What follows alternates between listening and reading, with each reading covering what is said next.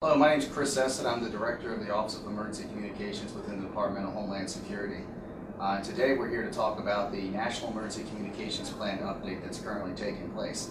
The National Emergency Communications Plan was the first version, was delivered to Congress in July 2008, and the name itself says it all. It's a national plan. It's not a federal top-down plan. It's not a DHS plan. It's a true national plan that's built on partnerships with the local, state, tribal, public safety community, industry, federal agencies, everyone working together to create a true national plan. I'm joined here today with Fire Chief Charles Warner from the Charlottesville Fire Department and Deputy Chief Eddie Reyes from the Alexandria Police Department. Thank you all for being here today. The first question I have for you all is, what will the emergency response community have to do to accommodate newer technologies and evolving technologies that are being developed today in this next version of the national plan? Well, let me try to frame it first to say where we are today so we can understand where we go next. We have to maintain our land mobile radio systems. That today is our mission critical system that has reliability, redundancy, capacity, coverage, hardened sites, all those things that really make us be able to work under the worst environments.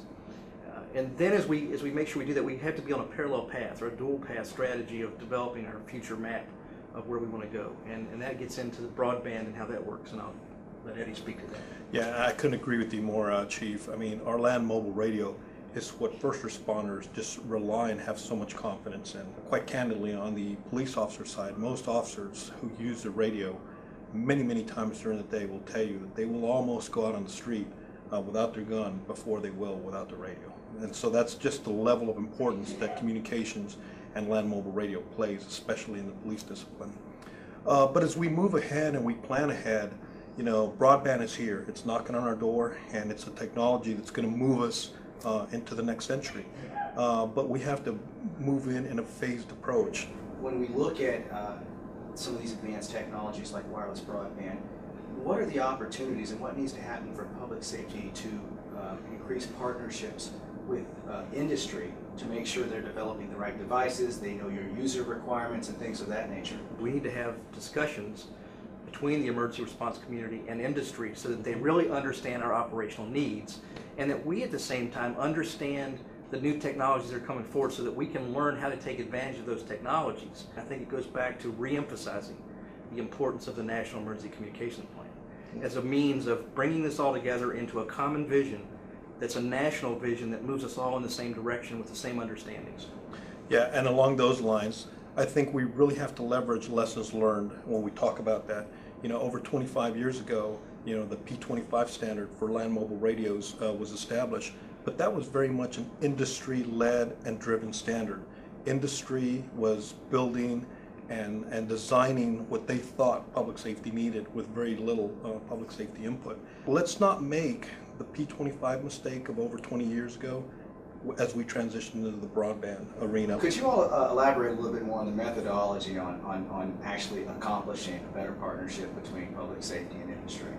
Well, I think the first thing is to continue the path and the model that DHS and Office of Emergency Communications have established of working with the stakeholders and making sure there's an involvement and a discussion as to what we need to do and how we need to get there. And just to take another step, I think the governance and the partnership that national associations have established with industry, for example, the National Public Safety Telecommunications Council, NIPSTIC, I think does a very outstanding job in bringing industry to the table, networking with public safety officials so that, first of all, they hear our needs, they hear our concerns, they hear what's working and what's not working, but at the same time, try to network with us. Well, following on to that last question, what do you all think is the importance of planning ahead and integrating some of these newer technologies and innovations into your daily operations?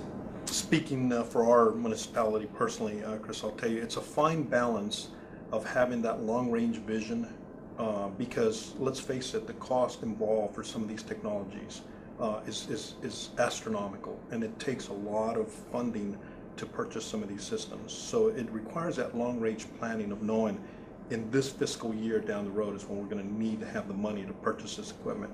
One of the things we need to do in this planning process is begin with the end in mind. Is we have to create the vision, but then incorporate that vision into the National Emergency Communications Plan.